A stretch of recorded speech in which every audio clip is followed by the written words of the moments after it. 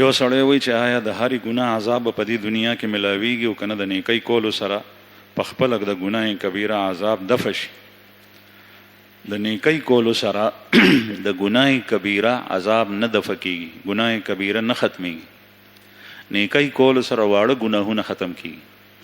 لکه زه تاسو ته مثال درکړم، یو سړی دی ټنګ ټکورې په غوږو اورېدلي په موبایل باندې، دا وړه ګناه ده.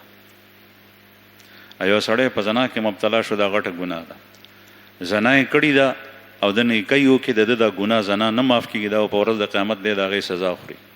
دا معاف کیږي په دنیا کې صرف او صرف یو صورت کې، او هغه دا چې دی الله ته توبه وباسي په اخلاص سره، او چې معاف کیږي نو واړه ګناهونه دي. رسول الله صلی الله علیه وسلم فرمایي چې کله سړی اودس ته کیني او مخ وینځي نو کوم ګناهونه چې په سترګو سره، په پوزې سره، په خولې سره کړي دي هغه ټول ووینځلی شي اوبو سره. دا واړه ګناهونه، غټ ګناه نه، او په خپله ګناه معاف کیږي نه، هغې کې به توبه وباسي.